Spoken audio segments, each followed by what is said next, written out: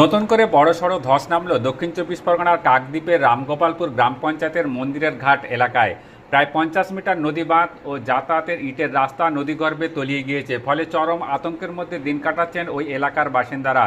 স্থানীয় সূত্রে জানা গিয়েছে, টানা বৃষ্টি, নদীর প্রবল স্রোত ও অমাবস্যার কোটালের প্রভাবে এই ধস নেমেছে।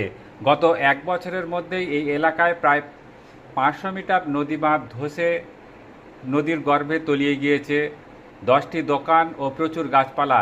একাধিকবার বাঁধ মেরামতির কাজ হলেও নদীর ঘূর্ণাবর্ত ও স্রোতের তীব্রতা রোধ করা সম্ভব হয়নি। এই পরিস্থিতিতে সামাল দিতে সেচ দপ্তরের পক্ষ থেকে বাঁধ রক্ষায় বাঁশের খাঁচা ফেলার সিদ্ধান্ত নেওয়া হয়েছিল। সেই অনুযায়ী কিছু এলাকায় ঝাউওয়াল্লা পুঁতে পাইলিংয়ের কাজ করা হয়, কিন্তু তার মধ্যেও ফের নতুন করে ধস দেখা দিয়েছে। ফলে আতঙ্কে রয়েছেন স্থানীয় বাসিন্দারা। পোর্শনটা ধসে আগে থেকে ভাঙা ছিল, আর পরপর ধস নিচ্ছে, তো ধসের জন্য এগুলো ভেঙে আছে। প্রশাসনের পক্ষ থেকে কোনো কিছু করছে না? এই রোড হবে বলে বলেছে।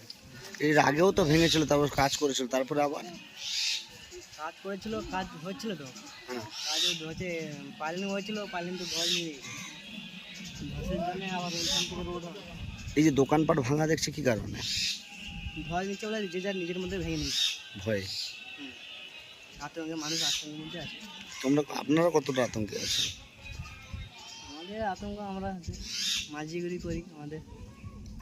আচ্ছা, এটা যদি ভেঙে যায় কি সমস্যা পড়বে মনে হচ্ছে? সমস্যা তো হবে। কি সমস্যাটা হবে? চাষবাসের সমস্যা হবে, রোড না নোনা জল ঢুকে যাবে মনে হচ্ছে। নোনা জল ঢুকে যাবে। প্রশাসন তো দেখছে কিভাবে বানাবে বা কিছু করছে, ভাবছে। রোড হবে বলে ইঞ্জিনিয়ার এসে এদিকে গেছে। কি নাম আপনার? আমার নাম রণজিৎ রানা।